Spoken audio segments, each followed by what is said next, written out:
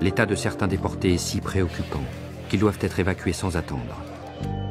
Des dizaines d'ambulances sont alors envoyées par la Croix-Rouge pour une opération de sauvetage sans précédent. À leur bord, exclusivement des femmes.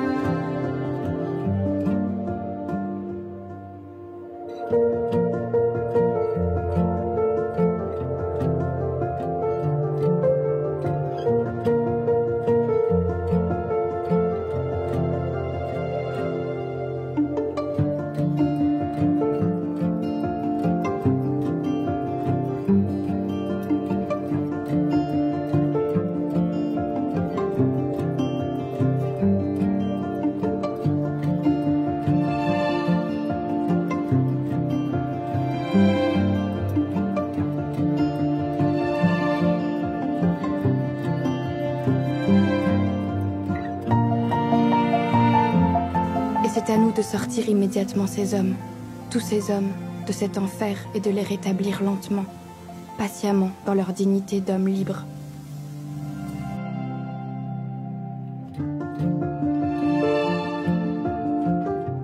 Les scènes de viol, pillage, récupération et soulerie font partie de la vie courante.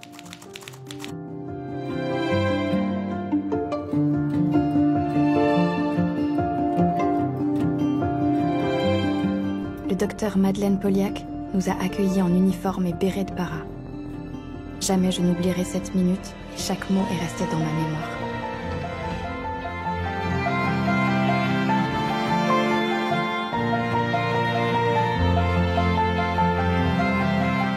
Pendant les 4 mois passés en Pologne, cette équipe a fait un travail remarquable.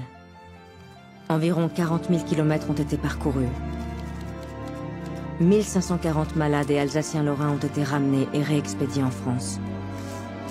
Plus de 200 missions ont été accomplies. Jamais je n'ai entendu une récrimination ou une plainte. L'esprit d'équipe était parfait.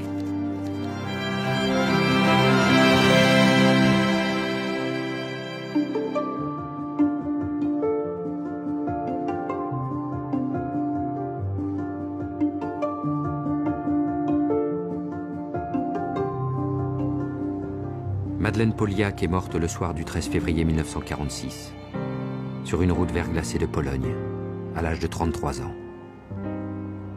Elle a risqué sa vie pour un secret qu'elle a su taire jusqu'au sacrifice. Quelques mois plus tôt, lors de son arrivée à Varsovie, Madeleine avait reçu la visite d'une religieuse polonaise. Elle et ses compagnes avaient été violées des dizaines de fois par les Russes. Plusieurs avaient été tuées, certaines étaient enceintes.